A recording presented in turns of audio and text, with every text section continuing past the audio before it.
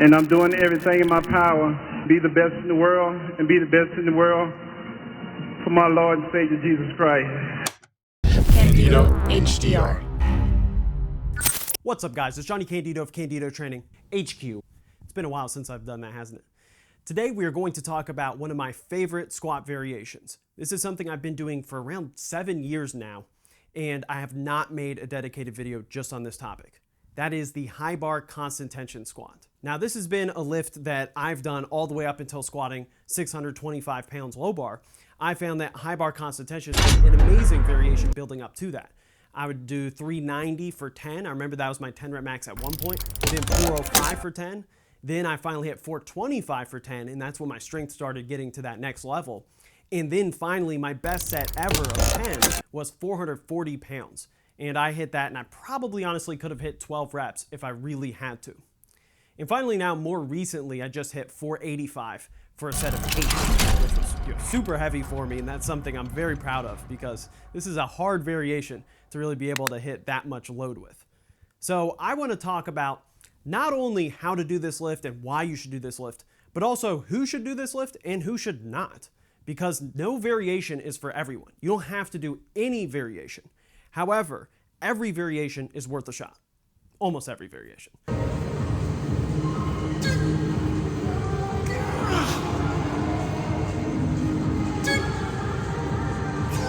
First, let's get into how to do it.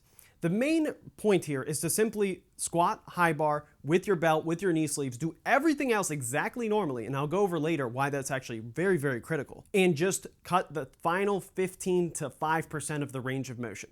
Ideally, the goal is, that final 10% of range of motion. Now, the whole purpose of this is to simply avoid resting at the top completely.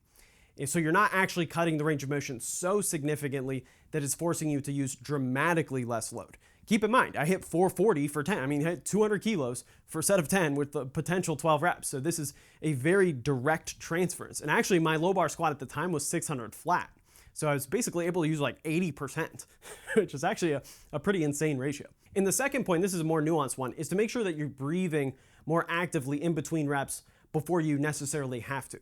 Because it's very easy for this to kind of catch up on you if you don't breathe for the first 4 or 5 reps. Then by the time you really start breathing, then you might get lightheaded. And that's the only downside to this variation, is the fact that you can't brace like you normally would. You're bracing on the way down, but you're still able to get a lot out of your belt. And again, use very relevant loading when it comes to transfer. So I'm gonna go over 3 reasons for why you should do this in the first place. So this is gonna be a mix of science and practicality. So the first reason is very practical. It's if you have a deep high bar history when you're switching to low bar, this can be an amazing way to disconnect your high bar previous bests from your low bar.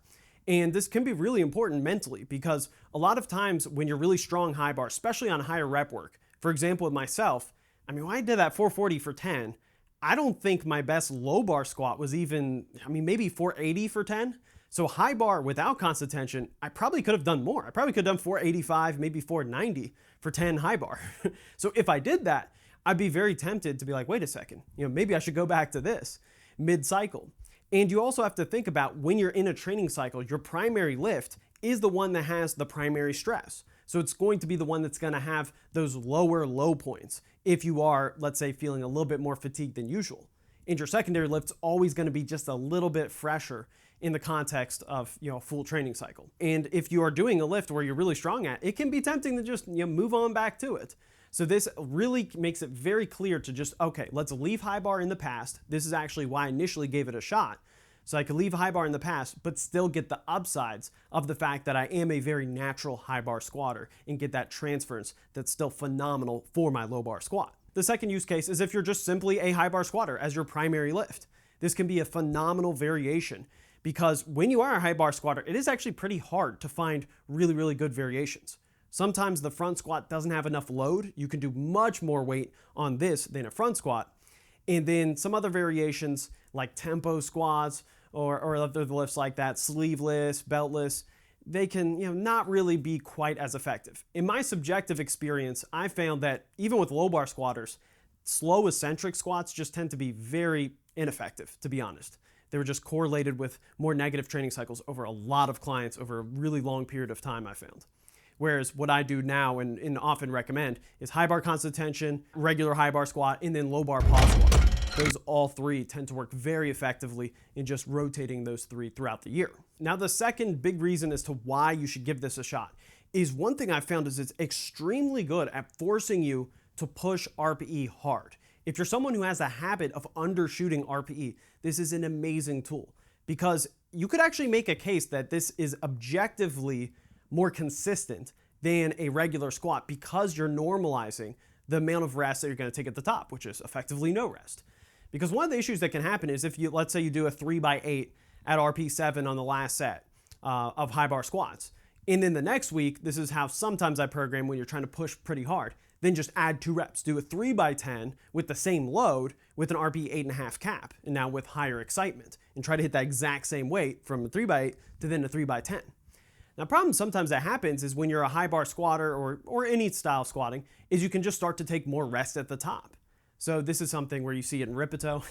Okay, I'm trolling Ripito a little bit here, but you see he rests so much at the top where you're like, okay, so 1 rep you may be resting 5 seconds, another rep you may be resting 12 seconds at the top to really get as much recovery as possible, and then maybe that last rep is actually smoked pretty easily and maybe a little bit too easily relative to the goal that we're going after, which is hypertrophy in this type of context. So really pushing yourself to where exactly you're doing the exact same pattern, you're not changing the conditions whatsoever, and you actually have a higher repeatability on that volume work, it can make it a phenomenal tool, not just for powerlifting, but also for general strength, knowing that you have this consistency. And this is why I'll say that intermediate lifters tend to be the group where I like to work this exercise in, because typically advanced lifters, they know how to push themselves and they know when not to. It's more of a tricky balance. Even then though, it can be very effective to just push yourself hard, and sometimes you forget that as an advanced lifter. But especially intermediate lifters, it really is a good tool to get out of your mind, stop thinking about specificity, kilo plates, and all that dorky stuff, let go, and just push hard as hell. Now, the third point for why you should do this brings it back to objectivity, and that is the worthlessness of beltless squats. And this is something that really doesn't get emphasized enough, but I do think subtly beltless squats are kind of out of fashion because there's really no mechanism for why you should do it. Because beltless squats objectively actually train your core worse because we know that it has less intra-abdominal pressure. And those same studies look at lower body activation, and it's actually decreased. So you're going to train your quads less effectively because you're using less load and you're more limited by your stability of your torso. But at the same time, what stabilizes your torso is not being better trained. So there's really no reason to do beltless squats as a rotating variation. So that's why, again, to get back to my points earlier, it's absolutely critical that you do this high bar constant tension squat with a belt, with knee sleeves, with exactly your same squat style that you would normally do on your regular high bar squat to maximize load, and then you're just letting constant tension be the only variation. And then that finally connects to, well, is constant tension less effective, just like beltless squats?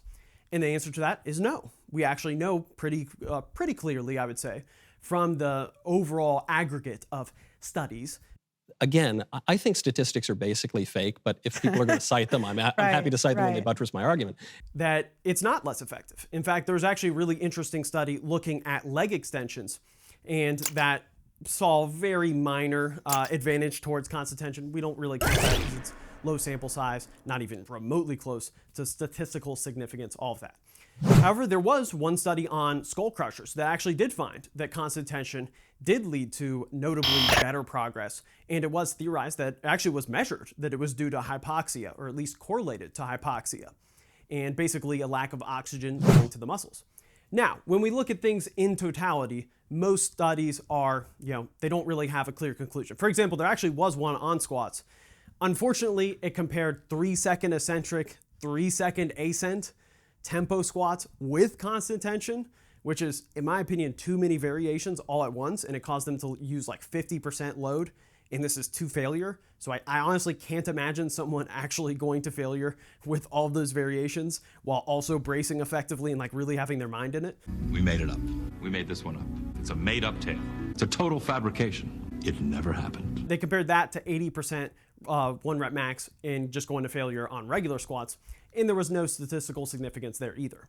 However, I do want to make one point very clear, and this is something I've noticed a little bit online, is some people have, I would say, overblown stretch-mediated hypertrophy and have actually applied this a little bit to squats. I've seen that, and I'm not calling out, by the way, Wolf here, because he has a fantastic YouTube channel. He's just a good example of someone I've seen do this kind of bottom half squat, which I have made a video like 10 years ago on bottom half squats, which I still think is an effective tool for clearing up your bar path. However, I don't recommend this for squats at all personally, because Menno Hensman, he made a fantastic point that stretch-mediated hypertrophy only really makes sense when you're increasing the load that you can use by doing a partial of a stretched position.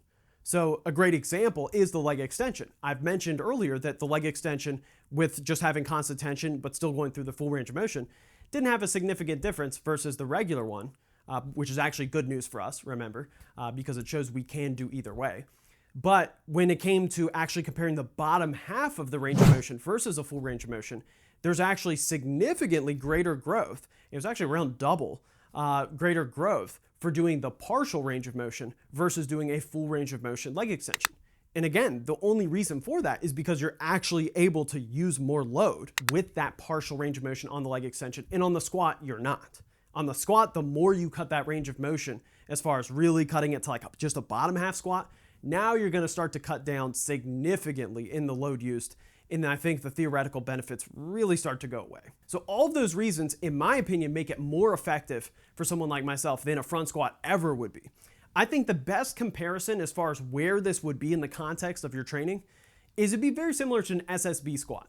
An SSB squat's one of those lifts where you don't have to do it. For some people, it really clicks, like my friend Marcellus Williams.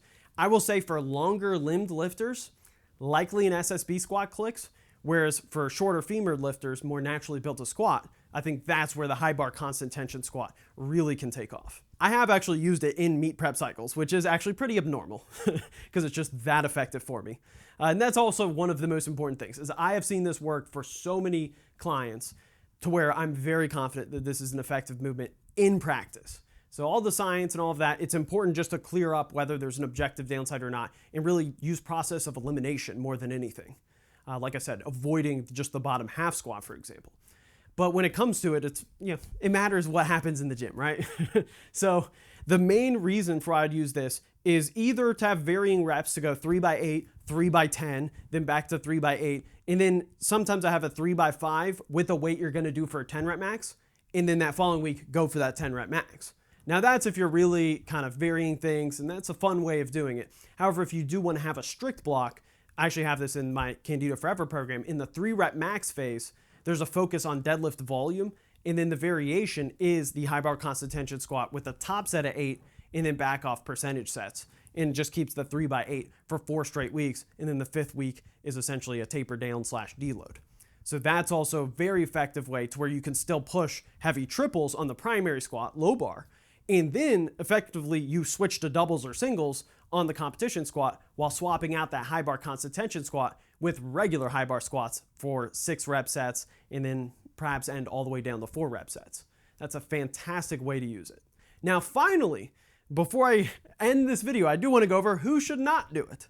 Who should not do it? And it's absolutely clear. I kind of hinted at it with the longer femurs, but I would say longer femurs is part of it, but the number one group that should not do it is if you have difficulty replicating the transition from your bottom of your squat into the ascent. So if you have a bunch of knee cave that varies across loading, I'm not saying repeatable knee cave, because repeatable knee cave is completely fine and very common. It's totally fine to squat with your knees in, more Olympic weightlifter style, as long as you can contain it and it doesn't change from 70% to 80% from RPE 6 to RPE 9. If it does, you're gonna be in you're gonna be in for some misbalanced knee snappage. No, okay, maybe not knee snappage, but it's probably not gonna be the smartest lift to do, because you're gonna be wobbling around and changing your bottom position itself, and it's just not worth the risk. And that would be the type of person where I'd be more likely to have some type of tempo work, but just pause squats, deep pin squats, things like that will just be more effective as you work on replication first. So that is by far the biggest group who should not do it. Oh, and one last point I will say is one kind of bonus use case is if you're doing a 20 rep max squat, some of those fun programs. I actually think this is very effective on that. And I have programmed that for a client of mine before, and he's actually on the Forever program now. Shout out to him. He knows who he is, because he's really the main guy who I programmed very seriously for a 20 rep max. And it actually went amazingly well. And there we did high bar constant tension around 12 to 15 reps, but changing reps every 2 weeks, because on a movement like this, you do want to vary things just enough if you're going above 10 reps, especially, because or else you're just gonna, you're gonna hate going to the gym if you're just always pushing like 15 rep sets for 4 straight weeks. Like, don't do that to yourself. So with that all being said, again, the main point to these videos is to just open your mind and give it a shot. And hopefully this was just something that could spur it on and just give it a 5-week block and see how it goes. And it's surprisingly fun too. So that being said, take care guys. Peace.